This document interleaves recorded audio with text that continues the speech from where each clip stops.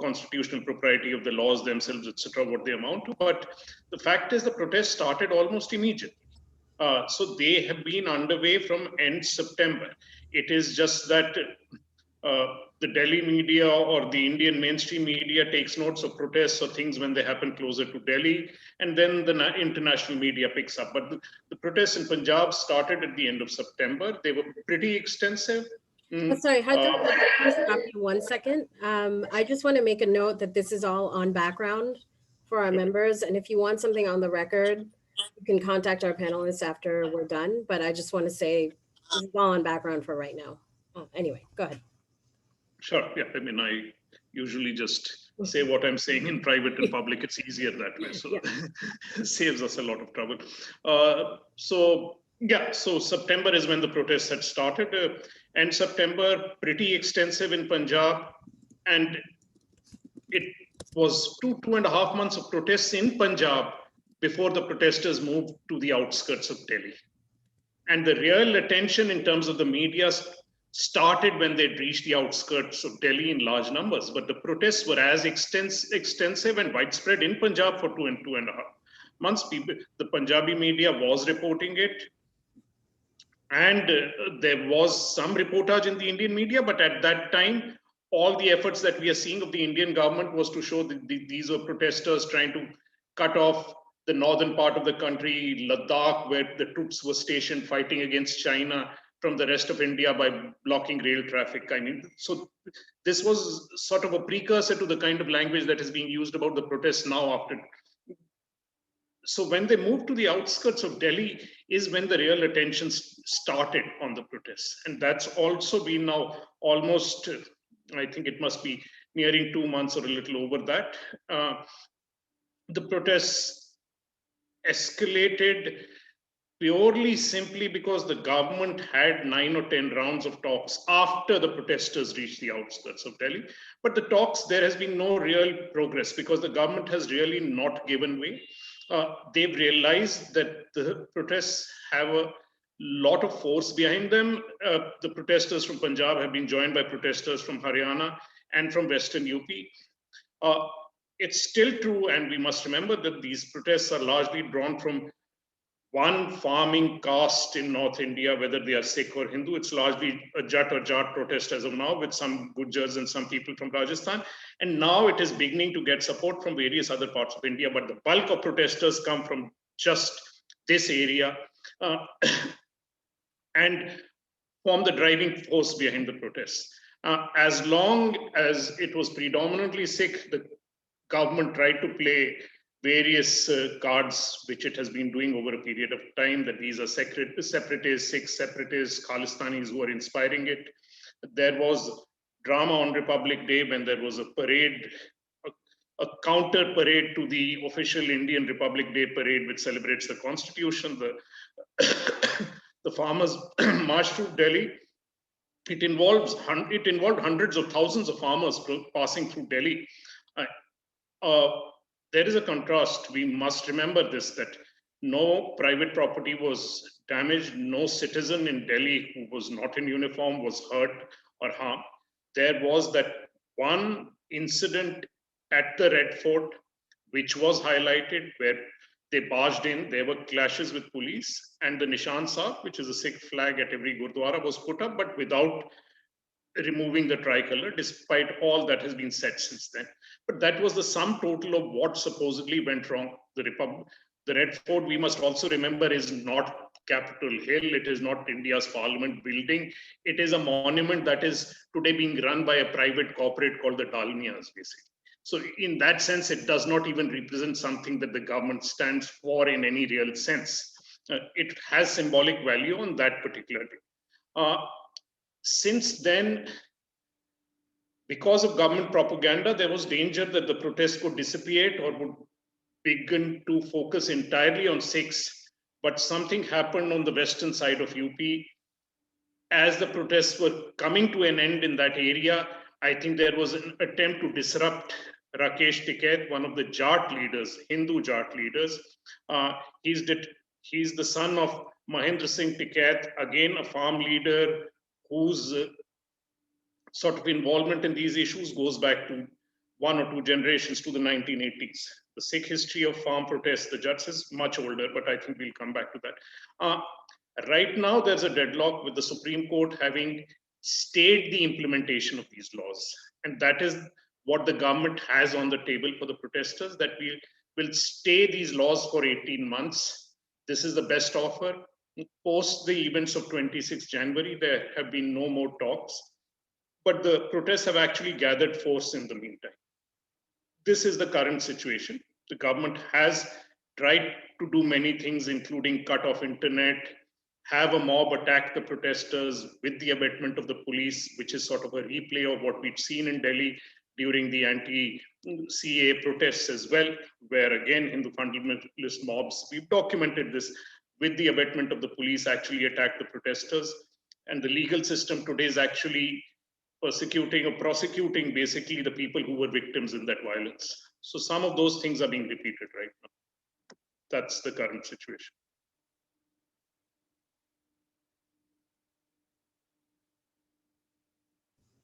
And Ravinder, maybe you can talk a little bit about the Modi government's role in all of this and their history with what's going on with farmers and passing laws of this nature. So I think perhaps I'm going to, like what we need to speak about is that why the protests have continued to expand and why the usual playbook of the government to kill the protests has not worked. And I think to answer this question, perhaps we must also look at the, the bigger transformations which are taking place on ground. And namely, one thing is that the whole idea of market reforms does not seem to have a, enchantment anymore. Because since 1990s, Indian government has undertaken a series of reforms. And of course, what Congress did was very different from BJP, which we can talk about later. But for the BJP government, especially as Hartosh has also pointed out, that many of these laws were undertaken as a matter of urgency during the pandemic, while the parliament has otherwise been shut down, but on emergency measures, it wasn't just farm laws which were passed, it was also actually the labor code which was changed. So entire notion to make India into a factory of the world kind of model, that has been pushed. And if you pay attention to the rhetoric, the protesters are consistently speaking about, that they are against particular corporations or the whole idea that companies will take over. And on the other hand, the government has been consistently speaking about a different language of, parasites, or, yesterday we heard a new word called Andolanjeevi and whatnot. So what you can see is that there is a distinction, the whole market model here is not working.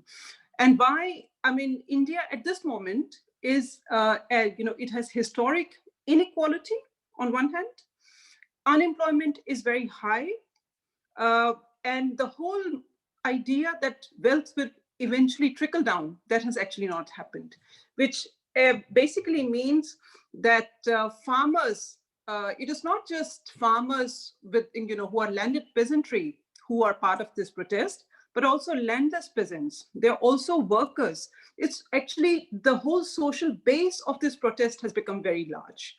So why these continue to fail?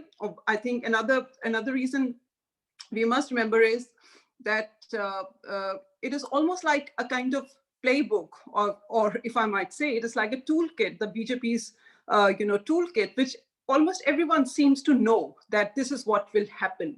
So when, for example, recently we had that, some locals, local groups who went and tried to cause violence, I think almost immediately everyone understood that this was not the case. And as I think Caravan, reportage also showed that, these were BJP cadre who were dressed up as locals and who had gone to foment violence And I think this is why Mandeep Punia, one of the journalists who was arrested because he had actually shown to us what everybody has kind of suspected.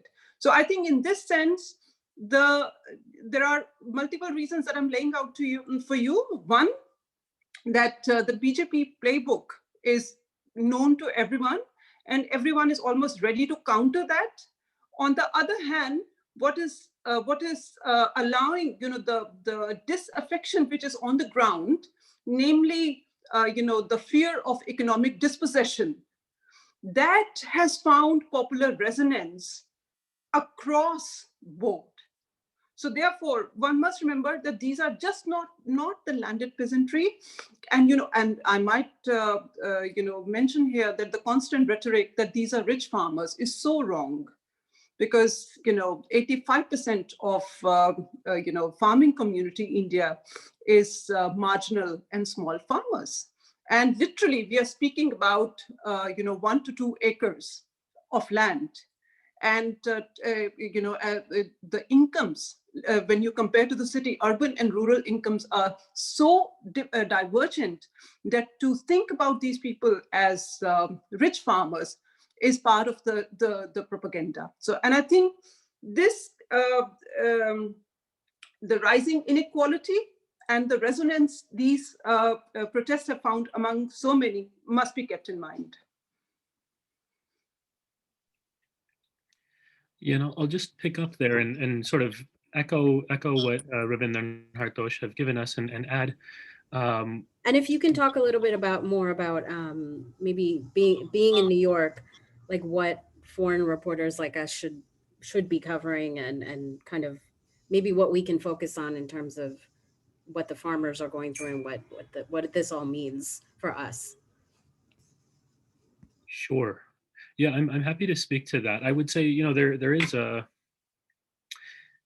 part of what Ravinder Benji is describing here is that there's a different sort of resonance that we typically see.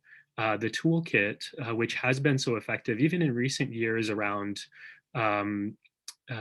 propaganda calling anyone who opposed the Citizenship Amendment Act an anti-national, anyone who opposed the disruption in Kashmir an anti-national, right? This is a true and tested practice for the BJP and the Indian government in general, and it's not working. And I think part of the reason is the international perspective is very different in this case. Part of it, I think, Ravinder, you're right, that there is on the ground level, there's a disenchantment and a disillusionment with the promise of change. I think that's true. And I think also if we look at, and both of you have alluded to this, but we should say it explicitly, the agrarian issue is not a new issue. It's decades long, and the farmers are now, the water is depleted, they're in debt, the epidemic of farmer suicides, we all know this, and they're now at a point where their backs are against the wall. They have no other option but to push back. And I think that's when we see movements like this happen historically. Now what I'll say is part of what feels different to me sitting in New York is that the attention and the pressure on human rights is very different in this case. And Hartosh, you started alluding to this, and I'll just sort of build up to that right now. I think, at least in my lifetime, India, for the most part, has gotten a free pass when it comes to human rights violations, typically because it's seen as a strategic ally, a counterbalance to Chinese imperialism, a counterbalance to quote unquote Islamic terrorism out of Pakistan. And so the world is typically, in the US in particular, has turned a blind eye. And what we are seeing now is a slew of human rights violations that are being picked up and amplified, partially because of the availability of social media, but it's not just that, right? It's partially it's the pressure of global icons like Rihanna and Greta Thunberg, but it's not just that either.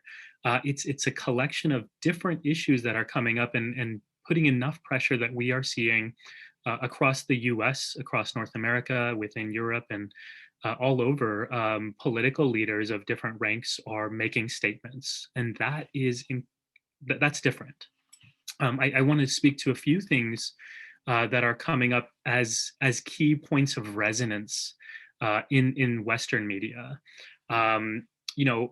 We typically would not pay attention to something like the detention of Mandip Punia, right? That's not a story that usually gets picked up in Western media. Even if you think about all the other journalists who have been detained, those stories are not as prominent as his, and so that's something significant.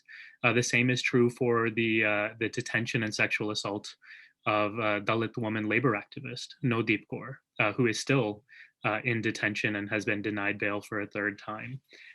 So I think those are some stories that seem to be landing. I think in part because the conditions here in the U.S. have changed. The appetite, or at least the tolerance for anti-democratic practices in the wake of Trump, I think, has really changed conditions and has put more urgency behind stepping up.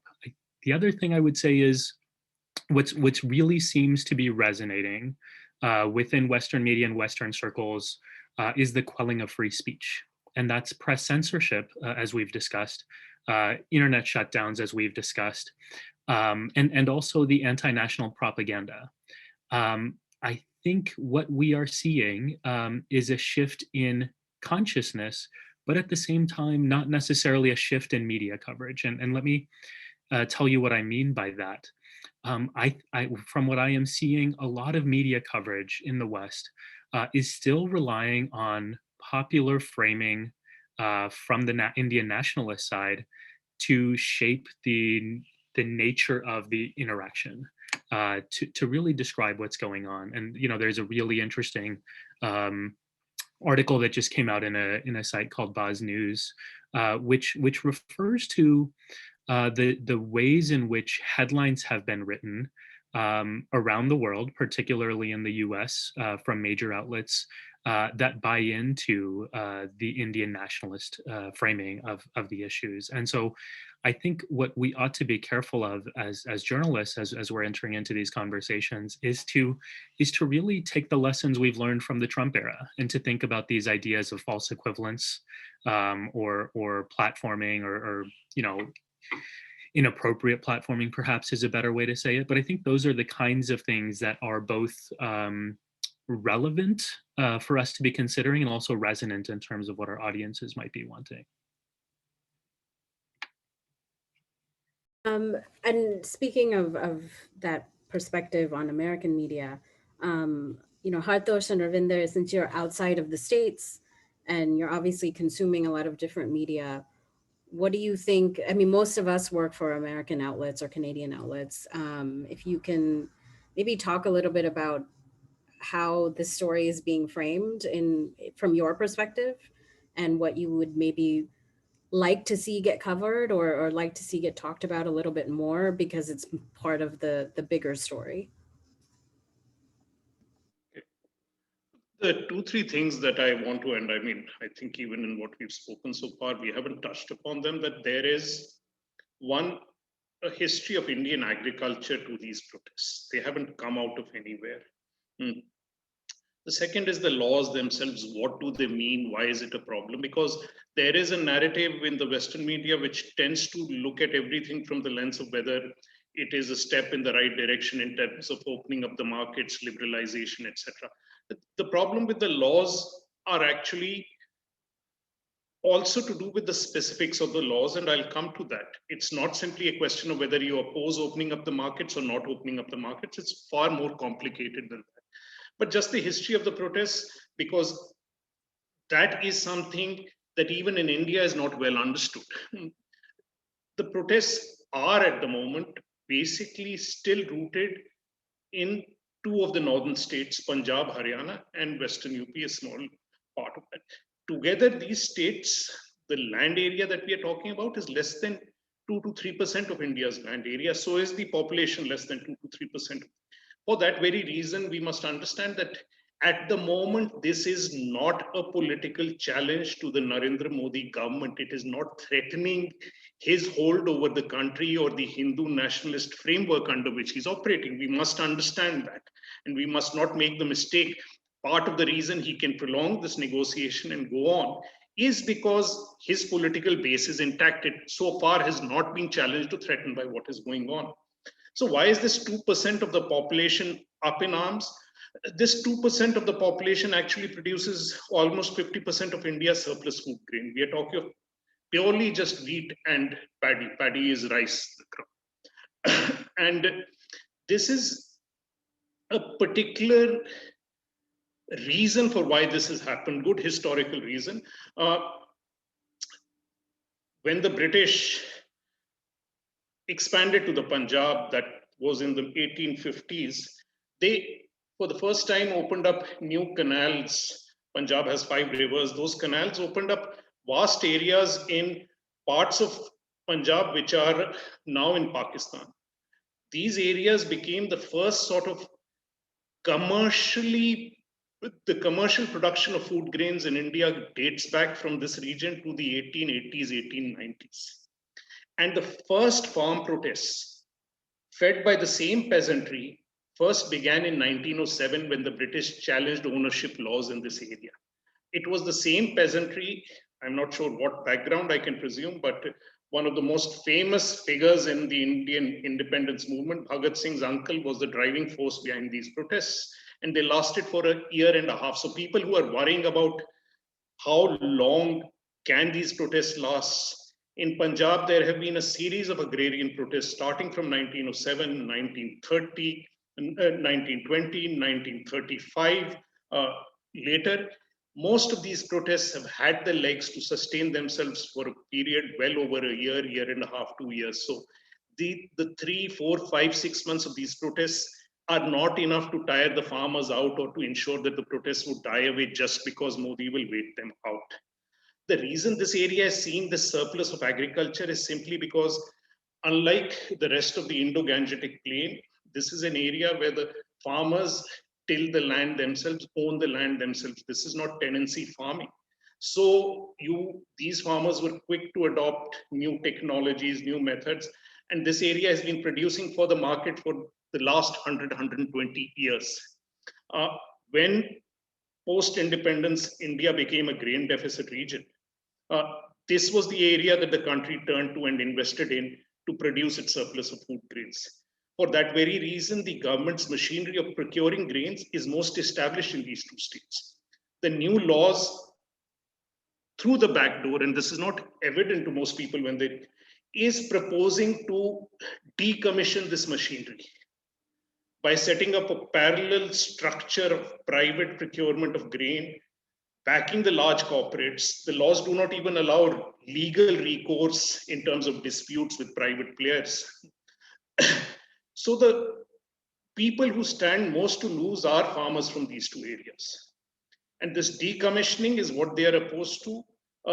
This is where the largest surplus of India's food grain is produced.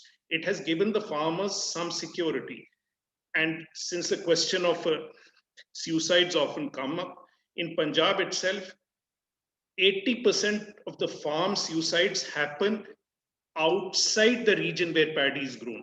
So Punjab grows cotton and paddy. In cotton, there is no government procurement machinery. So the farmers know exactly what will happen when the government machinery collapses. The situation of the paddy and the wheat areas will become like the cotton area. The cotton area is less than 15% of Punjab. It is from where 80% of the suicides are reported.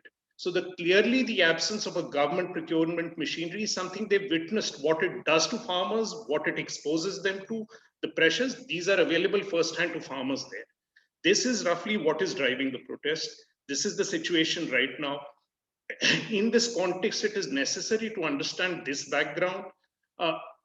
The problems that the farmers are dealing with, the Green Revolution, which basically fed India. These are the regions which have fed India for the past 50 years and have ensured that as the population has more than doubled, the supply of food grain has been enough to ensure that the country doesn't go hungry.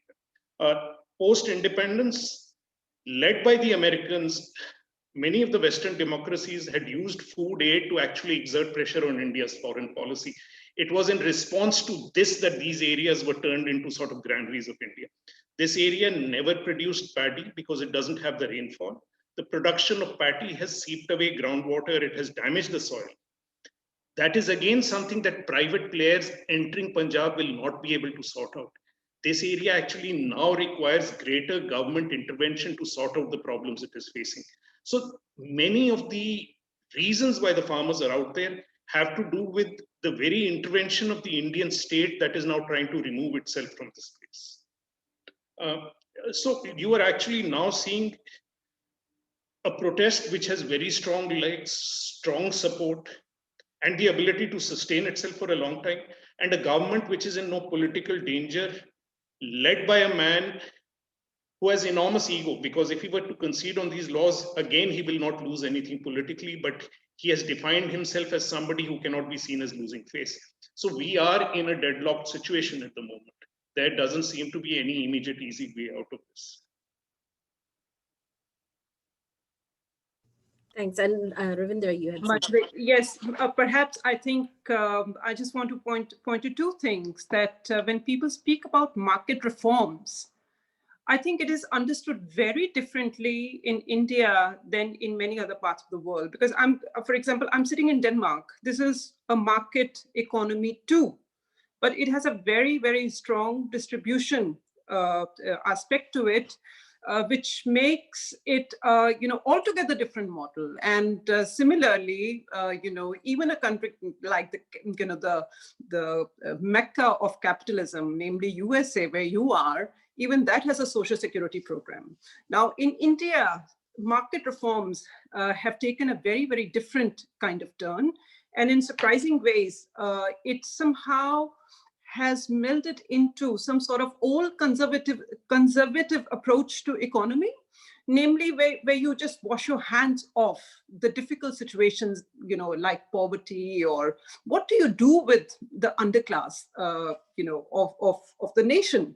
So I think market reforms, it seems like, for example, the recent statement made by the US State Department, it mentioned that generally we support market reforms, which in India was interpreted immediately by the press as support for the farm laws. So I think I just want to say that people hear very different things. They don't understand that in India, the nature of neoliberal reforms and the outcomes are quite different. In India, basically, it means that the state is erasing itself out. That's one thing. And the other thing is that the reason that this region, Punjab and then Haryana, have seen so much, like they became the center of these protests, is that they have over the years developed a mandi system, a whole distributive network, which has not existed in other parts of India. So like some economists would say that, look, these people are fighting for something that they have, but others don't understand because they have never had it. And one must also point out that this region has a very strong tradition of trade union politics as well. And, most of these concessions that we are looking at, they have been earned by consistent fighting by the trade unions. Hartosh mentioned Bhagat Singh, and actually one must mention that Punjab actually has had a very progressive activist politics for a very long time, which people don't recognize. Because if you see Punjab only through Bollywood, then you would not realize that there is an altogether different political culture which exists. So a lot of people have been surprised that how come that protests have worked out in a very solidaric way, almost, there is some automated system which continues, so people are trying to understand the political culture, which basically begs the question that you have to understand the politics of this region. And of course, 19th century reforms or the canal colony movement, they are very central to the creation of this economy. So I think it would be very wonderful if the journalists who are covering these aspects, they would also focus on the ways in which the entire question of market, it has a very, very different form in India than in many other parts of the world. Thank you so much. We do have a few questions from our members. Salil is asking if someone on the panel can explain what exactly the reforms are. And the three key questions, for example, is the minimum support price going to be removed? The government claims it will remain. Our farmers are not going to be able to use courts. Government claims they will continue to be able to do so. And 2 business groups are named as likely beneficiaries. But one of the groups, Reliance, says it's not intending to enter the business. But Reliance does have like a retail grocery business. And if you're familiar with that company, I mean, they kind of have their hands in everything in India. And so are those 2 leading business groups serious about entering the business?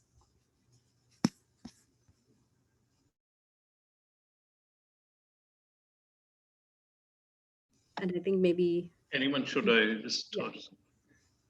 So first to come to as far as the suspicions of these 2 groups, let's just talk about what is the evidence on the ground. The Adani Group, which is has over the last 20 years, the Adani Group has grown as Modi has grown. The better Modi's political fortunes, the better the fortunes of the Adani Group in terms of capitalization and the debt it can raise from the market. In 2002, when Modi comes to power, the Adani Group is unknown among India's large groups. In these 18 years, it has made the journey to being one of the top 2 or 3 groups in India. It has a huge presence in Australia, where it is caught up in the same issues of mining, large corporates, investments, manipulating of democratic mandates. In this context, the Adani Group started investing in food storage almost 10 to 15 years back, acquiring huge plots of land, but it's only in the past 1 or 2 years has their storage infrastructure become visible on the ground. And that storage infrastructure is huge. So tomorrow, if these laws were to be implemented, which would be the first private player with the ability to move in and to capitalize? It doesn't need any conspiracy theory to say that it would be the Adani Group. As far as the role of the Reliance Group that comes in, forget what they are saying. The Reliance Group is one of the biggest, apart from owning every other sector, it is one of the biggest investors in media. It controls 2 to 3 of the mainstream channels. It controls India's biggest think tank, ORF. That means that these institutions and these think tanks do not have independence. So please do not be misled into thinking that the ORF, the Reliance Foundation is the equivalent of an American think tank, or in America, the Indian Reliance owned channel is the equivalent of what an American channel is. Some of the most virulent propaganda targeting and denigrating the protests is being put out by these channels. Some of the most, the argument borders on sophistry in terms of what the laws mean or don't mean is coming out of the economists based at ORF who claim independence, but this is a think tank which has never dared to go against a single position that Reliance has taken in the market. So when you combine these facts, it's pretty evident in terms of what corporate interests are being represented and who stands to gain. This is just from the evidence around us. This is not some great conspiracy theory that we are talking about. So this was the question related to this. I think the other question was, if I'm not mistaken, about what the laws represent in some senses. What MSP means, etc.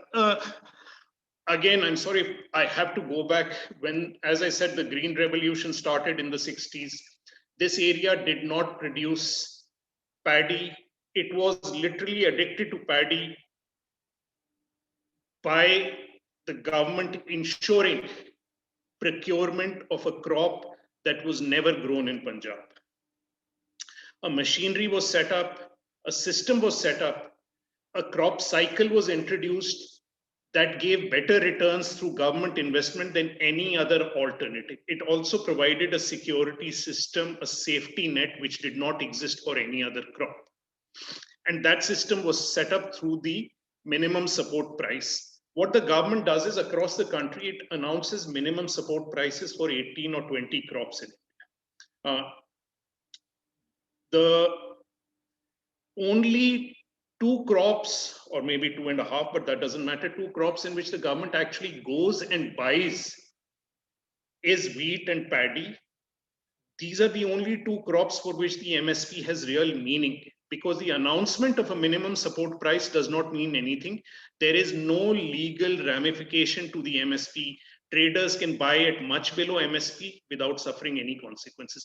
But because the government intervenes to buy wheat and paddy at certain rates, in these states, the prices that farmers get does not fall below the MSP. In states where the government's procurement regime does not exist, farmers are selling paddy and wheat at rates which are 400 or 500 rupees per 100 kgs less than what farmers in Punjab are getting, or in Haryana.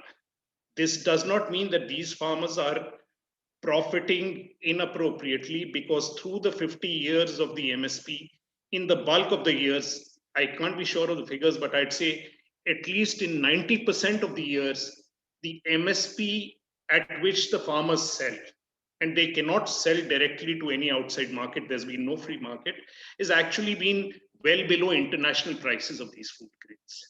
So in some senses, through this system, the Indian government not only has fed its population, it has also got food grains cheaper than if there was actually a free market existing in the country. So it is not as if these farmers have benefited disproportionately, quite the contrary. So what the government now is proposing to do is to let private players directly buy from these mandi systems that Ravindra was just speaking from, but do it parallelly without paying the taxes which sustain the current existing infrastructure.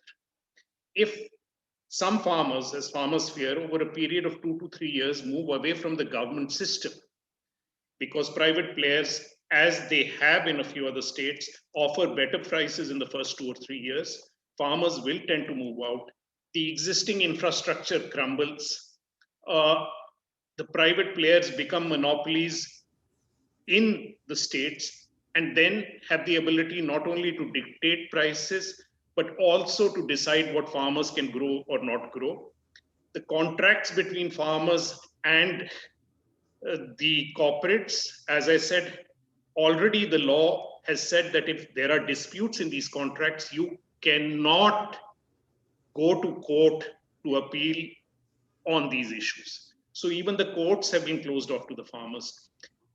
If the farmers are saying that there is an apprehension that the small farm, again, this question of rich farmers, the farmers which are supposedly rich in this region are richer than farmers in much of the country, but they would be people who would qualify as lower middle class in any Indian urban setting. I'm talking of the best of the farmers. I'm not talking of maybe 1 or 2% of the rich farmers. The bulk of the farmers would qualify as lower middle class in the rest of the country in urban areas.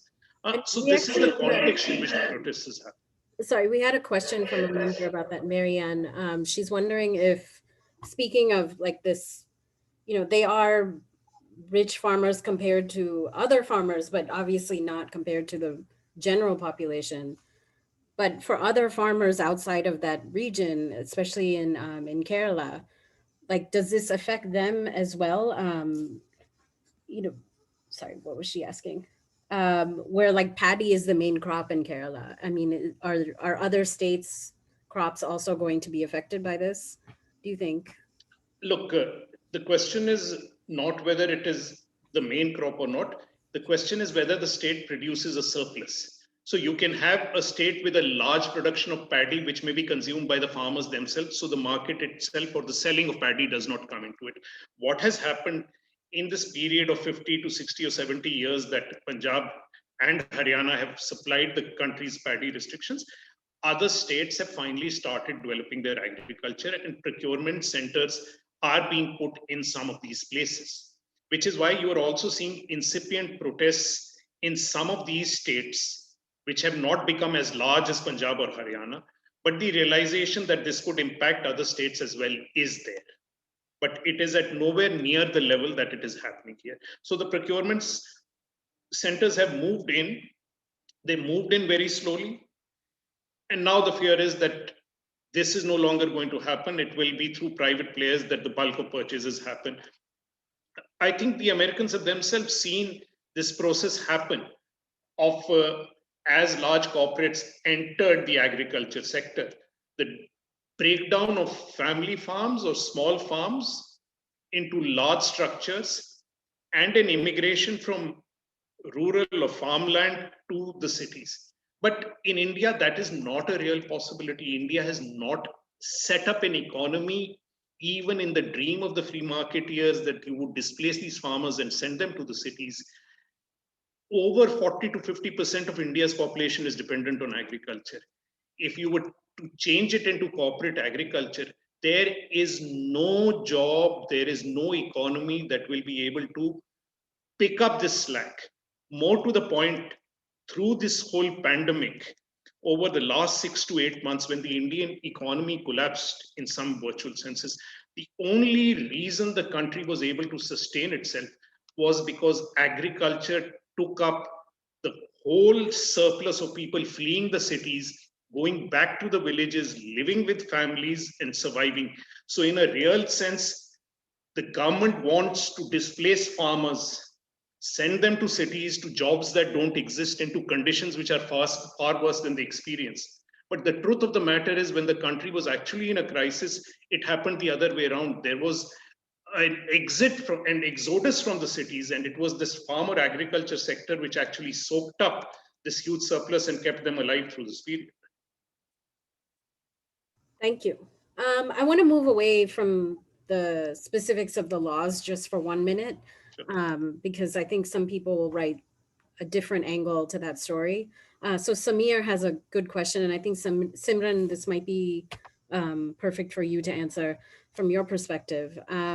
So he says, even with the geographic and religious diversity of the protests that the speakers have explained, to what extent are we to understand this as a Sikh or Punjabi protest?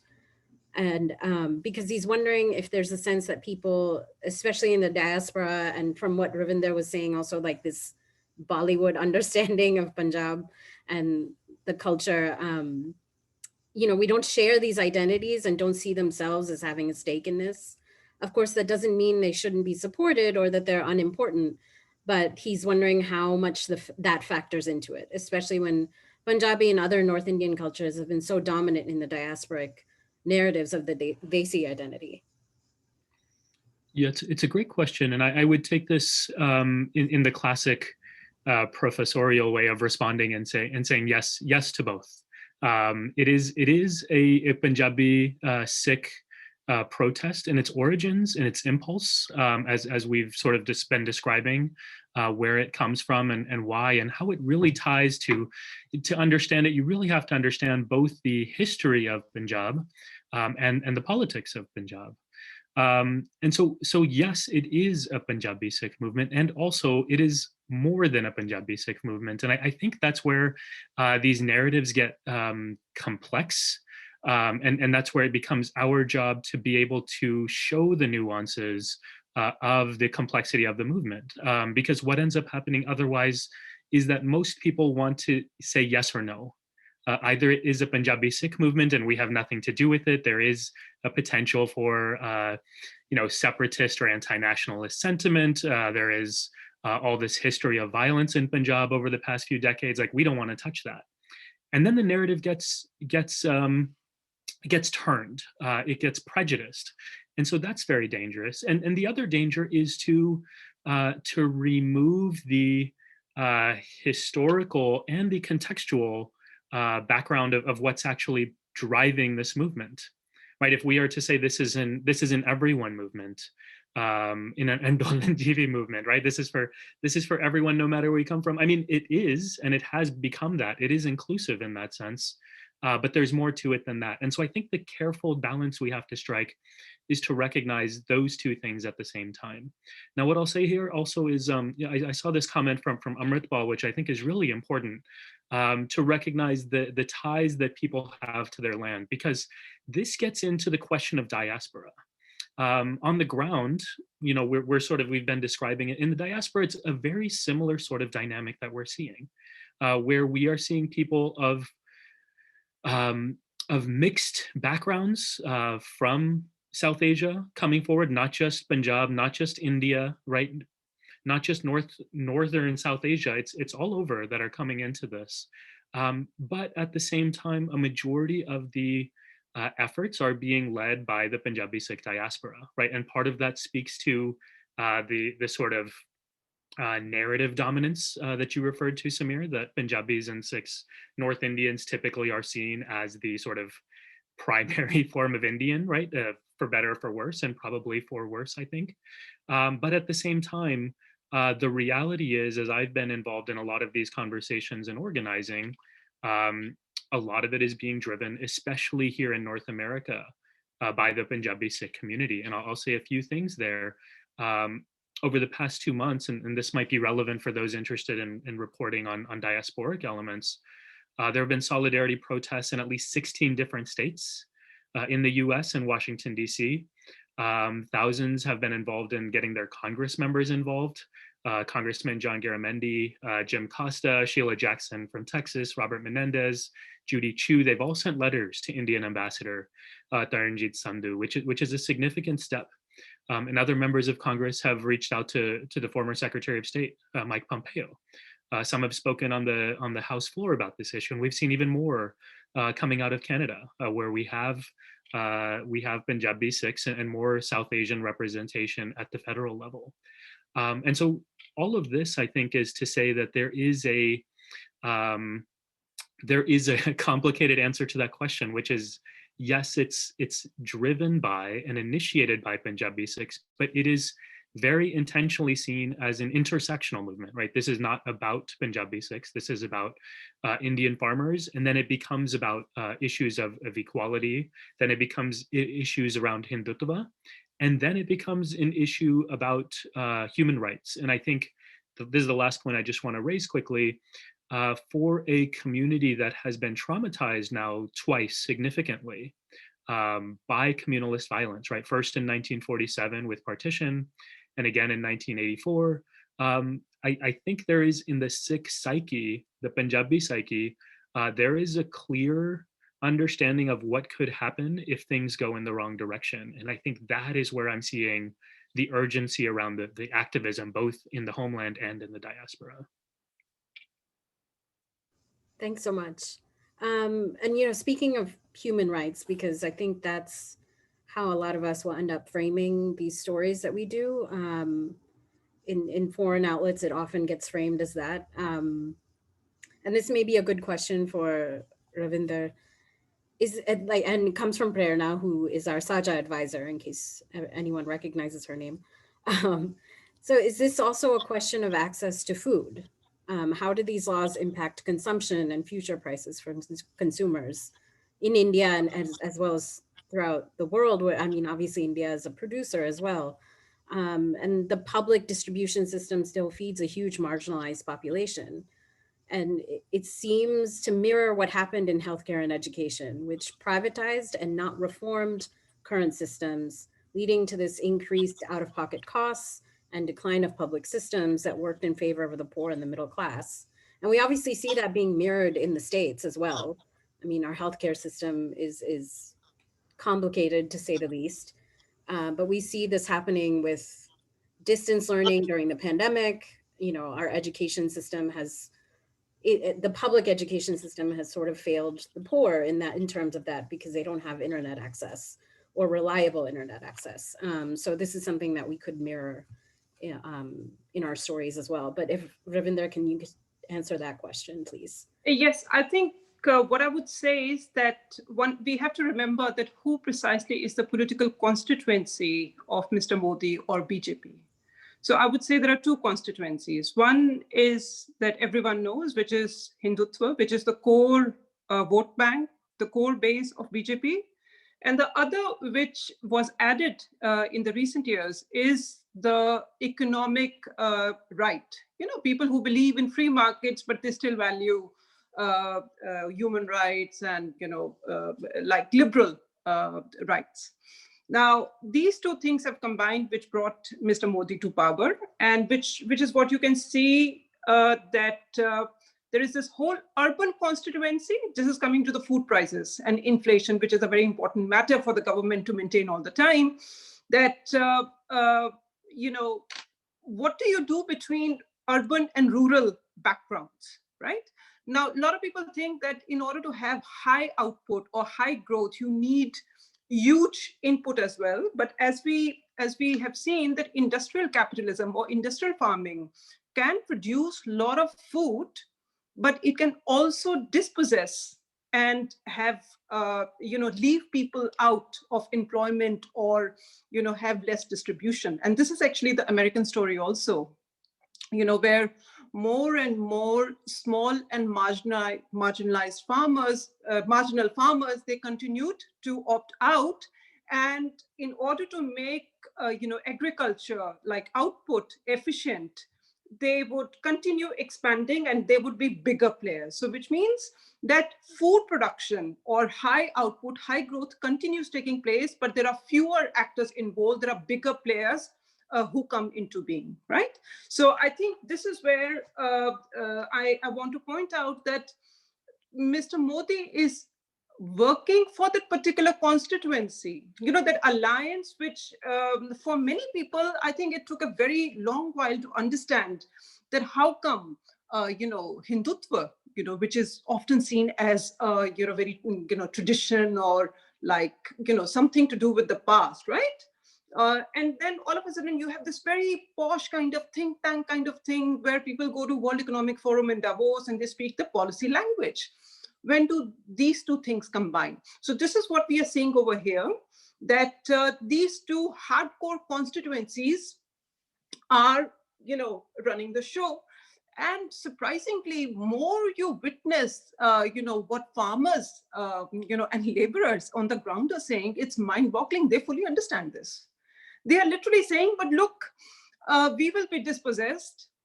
These will become efficient, high producing, bigger farmlands for sure, but we will be workers working on poor wages on these farms, So, that entire cycle of growth of, that it's not like you're going to run out of food, because we know that these days you even have, vertical farming, leave alone, farming on land, but you also have vertical farming. And you can also do it in so many methods, in so many ways. Here the question is, what is going to happen to that surplus population? Like all those people. And by the way, one interesting thing you notice is that Indian policymakers, they love talking about the fourth industrial revolution or automation, and it is as if they are completely like blind to the fact that India has a very, very large workforce which needs to be employed. So I think here I'm just trying to say that on one hand, we have these very specific regional focus, Punjab, that we have been speaking about, and there are good historical reasons, political reasons we have discussed. On the other hand, there is this wider shifts which are taking place in India, which somehow have made this moment pretty rife, for this kind of disaffection.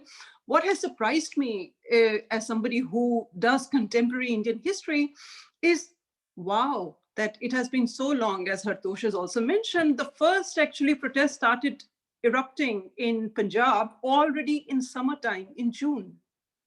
It has been several months. And the surprising thing is they continue to expand. And every trick has failed so far, and which is something that for a lot of us who do analysis is like, wow, mind-boggling. So I think there I would like to pinpoint to the larger transformations taking place, and at the same time, the immediate causes, and also I might say that Mr. Modi must be the only one of the few politicians on earth who has had such a long honeymoon, like that there is this, he's in his second term, soon second year of second term. And I think by now, for the first time, I have begun hearing that people are so openly critical, making jokes and, like voicing their disaffection so openly. And speaking of this, if you can explain that honeymoon a little bit better, and Hartosh, this might be a good question for you as well. It comes from Rebecca. What did you mean when you said these protests aren't actually challenging Modi? I mean, it seems to be from our perspective, but is there something that we're missing in that narrative, that they want to challenge the law, but not him? Or is there some other nuance to that? So just one or two things which may add to what the previous speakers have said, and I'll come to your question, which is to do with, I think we'd spoken about the Green Revolution surplus production, and there were some questions about the public distribution system. How does this tie up with the supply of food grains to the rest of the country? How does this tie up with the population of this country which doesn't get fed? And yes, so the Green Revolution or the production of surplus grains happened in conjunction with a system of food distribution through the government to people below certain economic levels.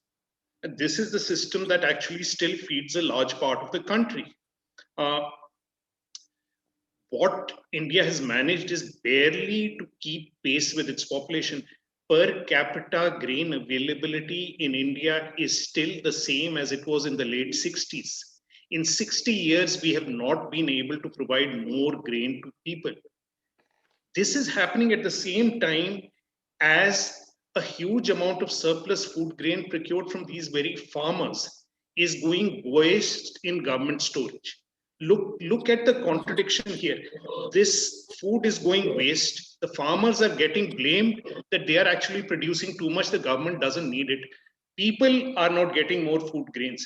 The problem is that the supply side of providing grains to this population has been very inefficient. That is the part that has been caught up with corruption. That is the part through which large amounts of grain are siphoned off and people are making money. If the government had actually spent as much effort cleaning up that part, rather than worrying about amending the farm laws, you could almost increase per capita food grain availability by 30 to 40% for a lot of the population without tampering with the production of food grains at this point of time. But that is something that would affect the government's coffers, that would affect the bureaucracy's coffers, that would affect a whole chain down the line. And so as a result, the country continues to be underfed. This is not a problem that will get sorted out by large corporates stepping in. This is not where they are going to divert their food grains.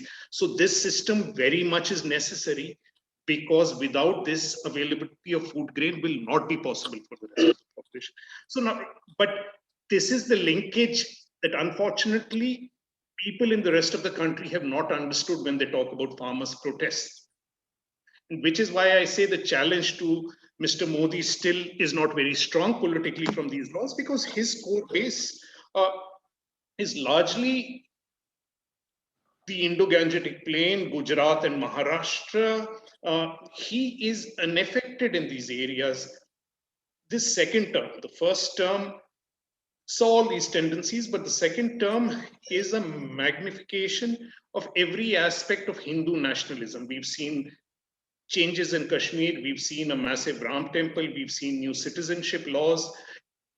Every move is a move for the greater sort of movement from whatever was the idea of a secular India to an idea that is Hindu majoritarian in its existence. And we must understand, when people ask, what are the other aspects of the farm protest?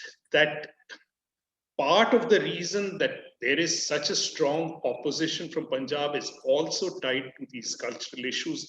The Sikh minority, like every other minority, including the Muslims and Christians, stand outside this project of Hindu majoritarianism, which actually, in the conceptual world that Mr. Modi lives in, which is this right-wing ideology, is a huge problem.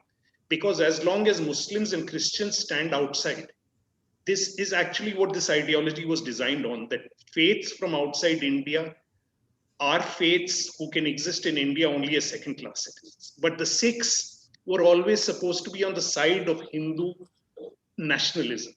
They were seen as, in their view, the sword arm of the Hindus, a major participant in the idea of Hindu India against the Muslims and Christians.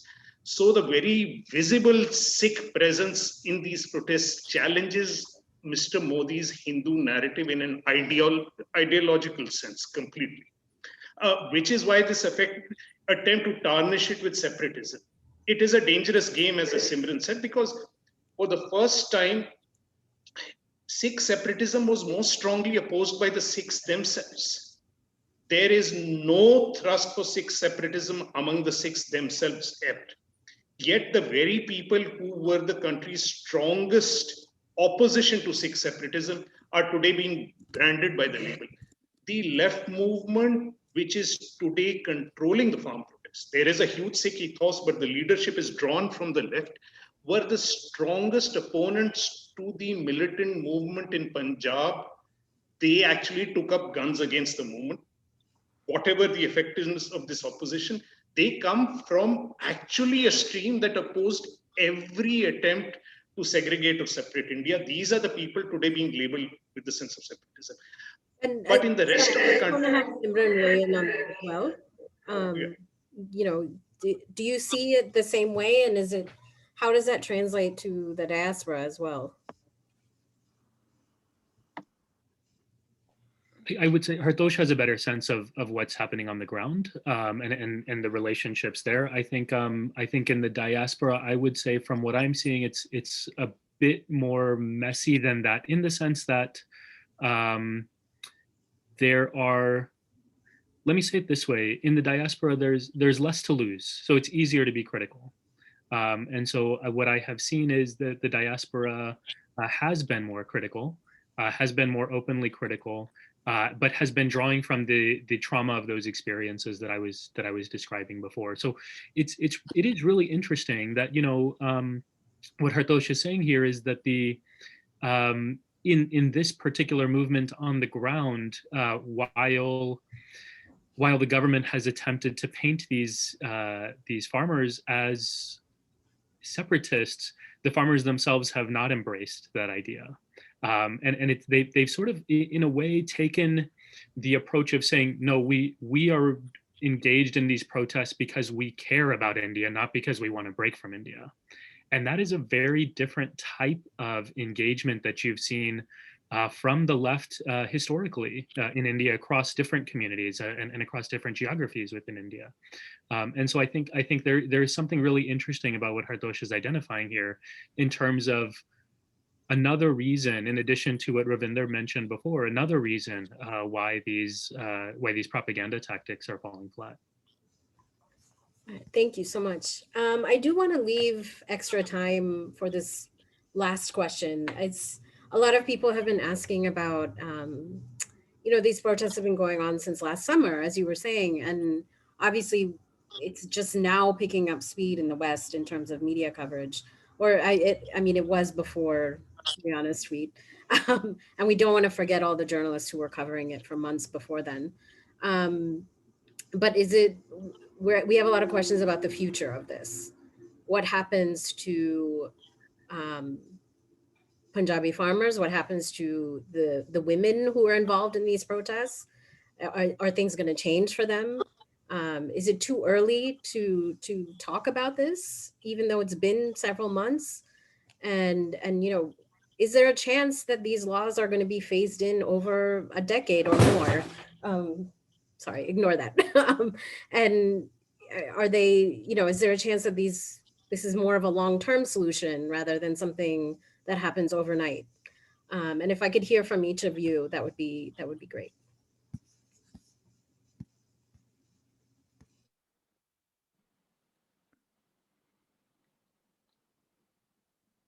Okay, Maithili, would you like us to say something?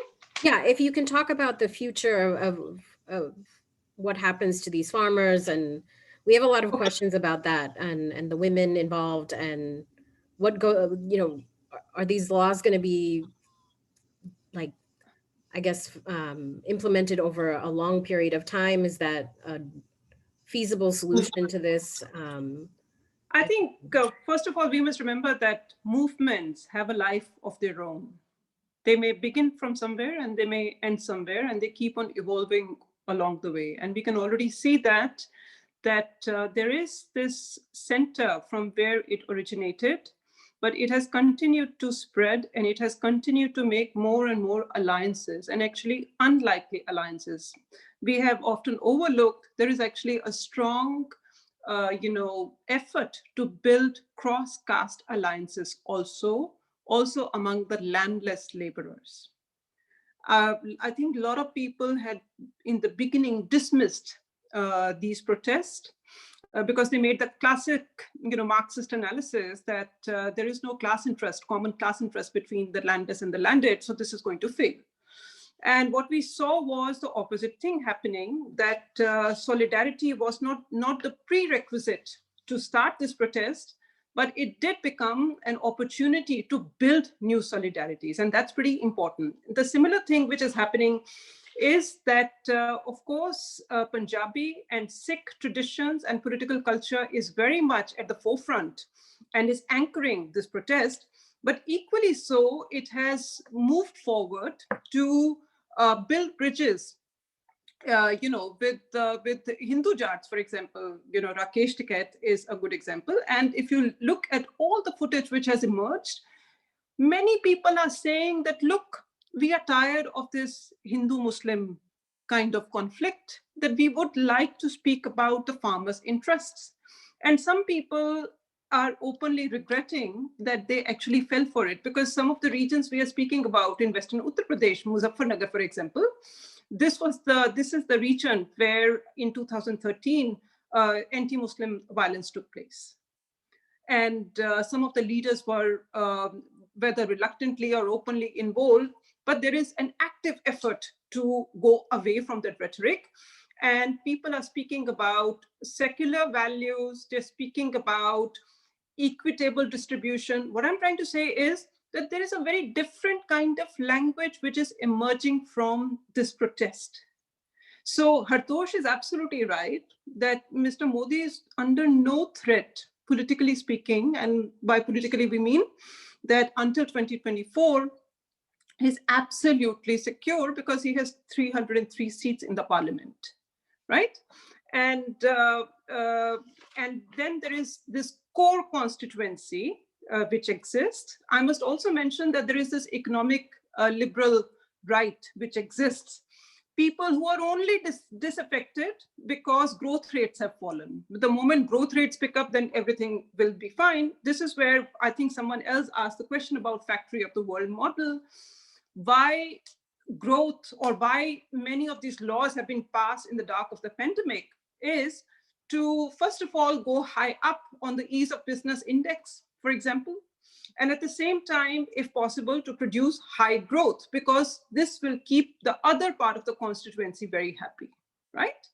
So I think in this sense, no one knows what will happen, because all these are living things. There are so many people. It's an organic protest evolving. But one thing there are two things I think we can already safely say. Number one, that the sheen or the magic of Modi's invincibility has cracked. Number two, I mean, you can just see all the footage, all the speeches, the conciliatory measures. And I think Hartosh has pointed, and also Simran, the Sikh question is very difficult one in this, because Sikhs have always been, in the RSS mythology, Sikhs are Hindus, and which is an old conflict. In 1891, there was a text produced called Hum Hindu Nahi, we are not Hindus, so it's an old thing. But anyways, those fractures keep coming up. The number two thing is that the protesters, I do not see any way that they are going to pull up their tents and go back. So basically what we are heading towards is either it is a long stalemate, or I do not see any, this part pulling out. So I think in this sense, we are set for a long-term struggle and with unclear results. The only thing I would be very watchful, and as someone who is, from Delhi and grown up in Delhi, like part of the rhetoric has been, has reminded me of 1980s, which was a very, very terrible and violent ticket for many of us. And I think that would be one tragic thing that nobody would want to get back into, which is why I think many people with great amount of responsibility and sensibility have kept away from even responding to these kind of very unfair allegations. As others have pointed out, Sikh separatism never has had a huge constituency. Especially I can say that as someone who's grown up in Delhi.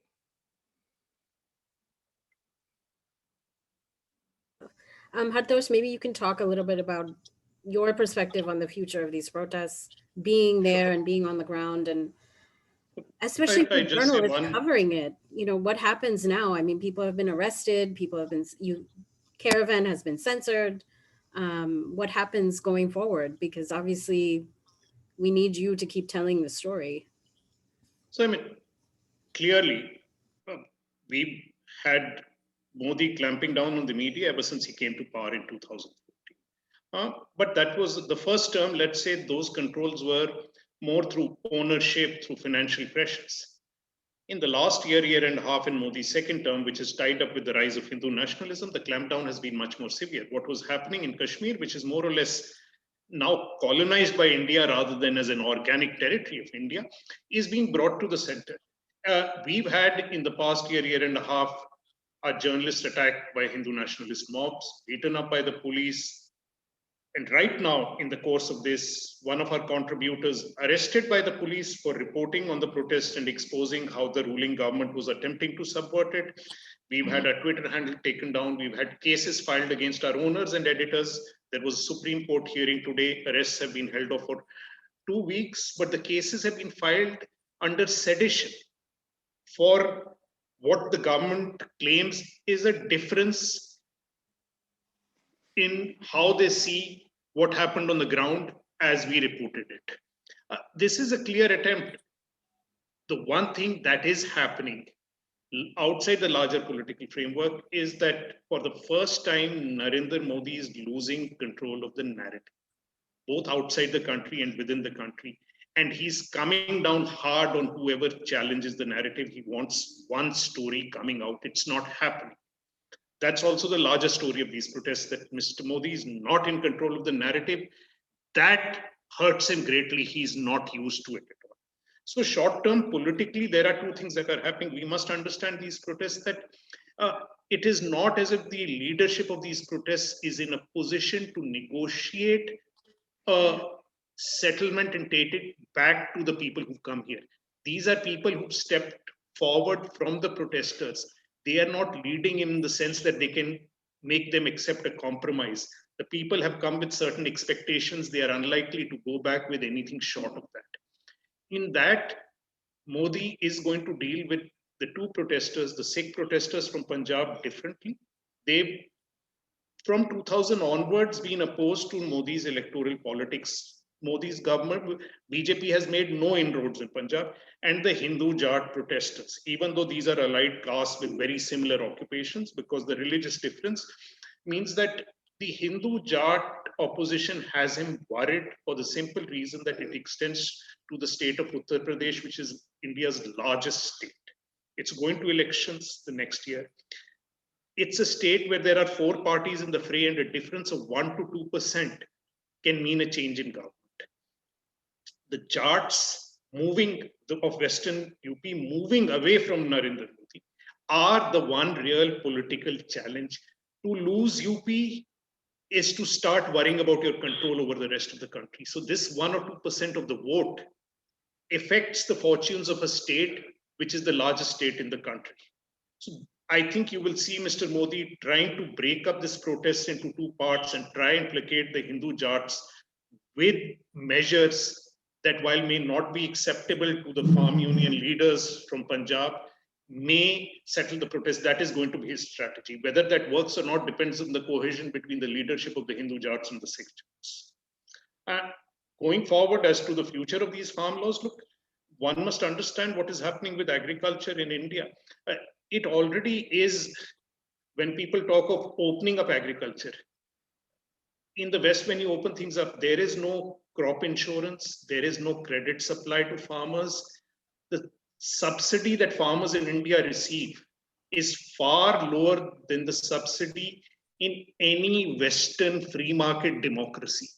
Already, the farmers are dealing with an environment which is loaded against them without any kind of infrastructural support. So the laws in the current form are hugely damaging for farmers until and unless that these laws are brought in with the kind of social structure support that exists in the West, which includes greater subsidy for farms, needs crop insurance, other interventions. But the government doesn't want to take those steps and move in from the laws. So without that, these laws are never going to be acceptable, whether it's 10 years, 20 years, or 30 years.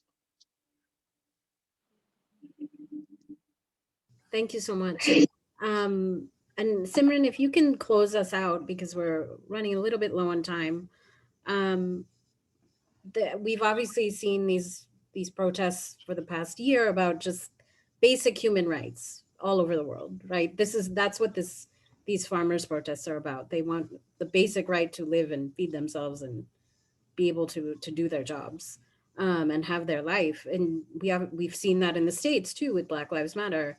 If you can maybe talk about how these two are similar, or you know, we've often talked about the future of Black Lives Matter's protests and how it's equally as nebulous as what we're talking about here with the farmers' protests. Yeah, it's a great connection and a really interesting connection. You know, for many reasons it works, and many reasons it doesn't. But one of the reasons that this connection works is that now, within the last year, we have seen two of the largest global protest movements of our lifetime. Right? There's the farmers' protest and there's Black Lives Matter, and that they're both happening within the same year. Makes us ask the question of why and how is it happening right now? What are the conditions? And I think part of the conditions are the rise of ethno-nationalism globally. There is a push against white nationalism here in the States under Trump. Right? People were disillusioned, disenfranchised, very upset, and very frustrated with how things were getting worse and not getting better. Right? It's not that these issues didn't exist here in the States before. Anti-Black racism has always been a part of this country, just in the same way that agrarian depression and repression has long been a problem within the South Asian context generally.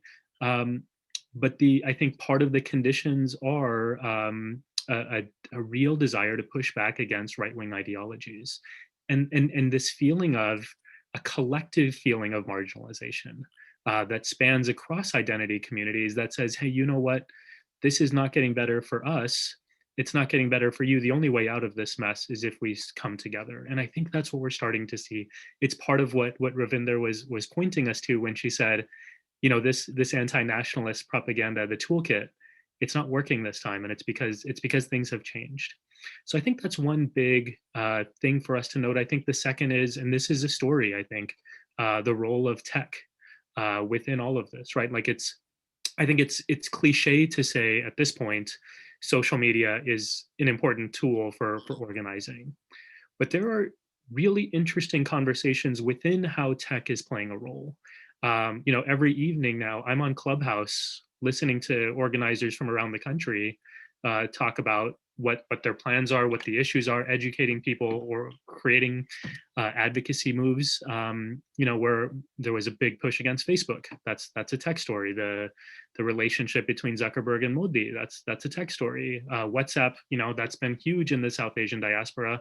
And all of a sudden everyone's moving to Signal, right? That's another story. So all of these things, I think, really speak to the conditions, and each of them creates an opportunity for a point of connection, right? For a story. And I think that's where we can start being more creative as journalists. Whatever your beat is, whatever you cover, there is an angle into this that's really interesting. And more importantly, it's untouched, right? Like there has been relatively little coverage in the West. Most of the coverage has been, generally speaking, at least, most of the coverage has been a primer, you know, what's happening and why. It's very introductory. But all of these angles, I think, are really interesting for us. So just to give you an example, I pitched a piece to Time this week and said, let's do something on human rights and free speech. And they said, yeah, we haven't done that. And then I pitched another piece to Teen Vogue and said, let's do a piece on women activists on the ground. And they said, yeah. So like just my experience has been, and this is not always the case, editors are hungry for this. They're looking at all of the global discussion around the farmers' protests and wondering why they don't have anything. And so there's a real opportunity to plug yourselves in and just say, whatever your angle is, whatever you're interested in, it doesn't have to be something so deep as a dive. It could be just whatever draws your attention, because chances are nobody's covered it yet. And I think that's a great opportunity for journalists. Okay, we're just about out of time, but thank you so much to our panelists. I want to, thank you for being on Zoom in the evening and afternoon your time.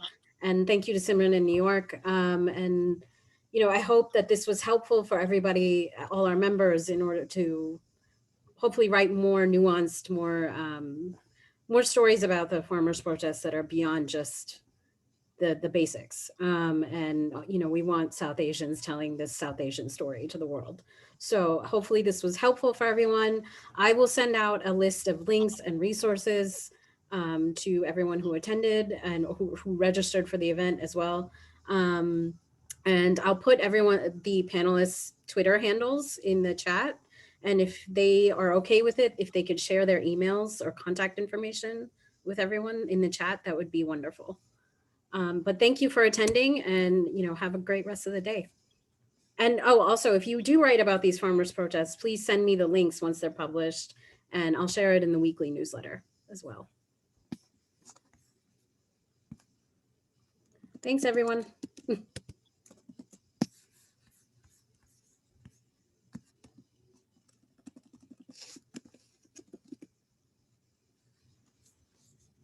Thank you so much, Maithili. Yeah.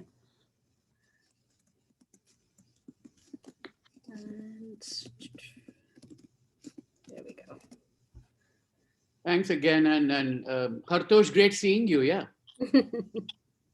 I don't know. I think he's left already. Oh, I think he left already. Yeah. It's kind of late there. So. Sorry, I didn't want to butt in. Yeah.